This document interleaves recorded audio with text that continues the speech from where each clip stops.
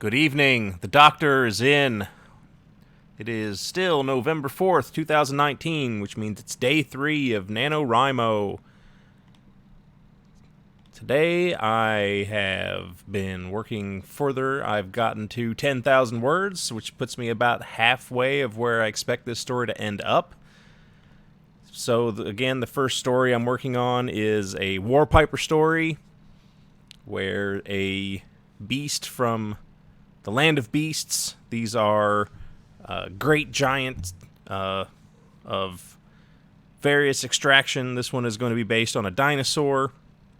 It has traveled an incredible distance and taken up residence in the Great Swamp, where it is not welcome. It is just laying waste to the residents, the frogfolk, and whoever else, whatever else might be in the swamp. The main character has just made it to a fort on the edge of the swamp, which is where the frogfolk have evacuated to. He's going to see the real consequences of this beast's arrival in the swamp. He has been fairly cavalier about the whole process to this point. He was given a mission to kill a beast, and as part of his service to the dragon.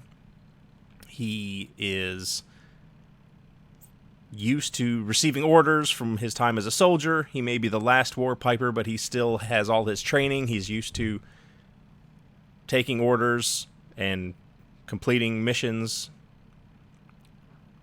He has taken this mission with the same mentality that he always had. He's a soldier. He goes where he's told. He does what he needs to do. However, when he gets to this fort, he finds that it's completely packed, shoulder to shoulder, with frogfolk. They're everywhere inside the wall. And what he realizes is, he doesn't notice it at first, but the people are completely silent. And even though they're packed in really tightly, no one's complaining. There are no fights breaking out. And I wrote this passage. I thought this was fairly good, so I'm going to read this passage. Harc started. Looking about the fort, he appreciated the somber mood. No one in the crowd was complaining, despite the fact that they were packed in tightly against one another. Only grief could so demoralize a people as to eliminate the inborn need for space. Amaranths might be cold-blooded, but they were still men. Again, amaranths are frogfolk, frog people, frogmen. I may add that instead of saying only grief, I think I'm going to change that to only terror and grief could so demoralize a people. And probably looks like I'm going to add, in this case, it seemed to be both.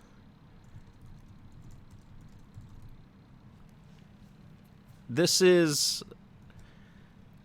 It's really important to me that all of these different anthropomorphic races that I'm using are shown to be as human as I can make them in terms of their emotions, their thought patterns, their beliefs, their appearance, and maybe some aspects of their culture might seem alien. But for the most part, I'm trying to make sure that there is something within them for the reader to identify with.